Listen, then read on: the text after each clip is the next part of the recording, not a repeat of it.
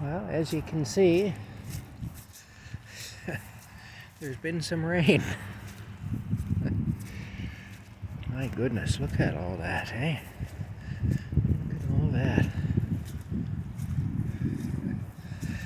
The house is flooding again. I was just up there, the basement's flooding again. Here's a different view of the old shack that I usually take pictures of it from the front or from the other side.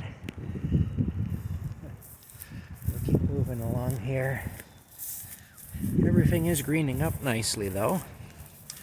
See, here's the blackberry bushes are coming up. I look forward to blackberries.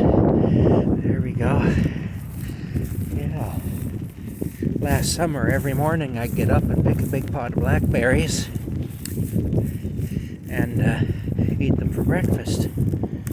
Last year when the blackberries were out, I got to finish working on this tree, but that's going to have to wait for now.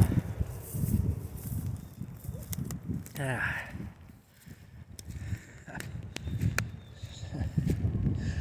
Yeah. Anyway, here we go. There's Rocky in there. A lot of water.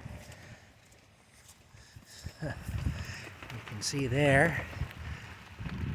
Ooh. Look at the worms. Look at the worms.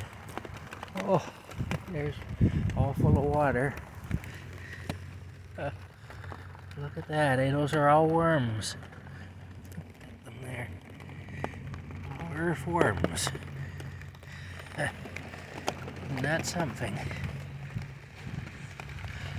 Anyway, here we go. Alrighty. We'll talk to y'all later. Rocky's bed is soaked, of course. Look, you can see here the hole that I usually put my Rubbermaid tote into, that I use for a kind of a half-assed refrigerator in the summertime, because it's cooler underground than it is above ground. I showed how I do that in other videos.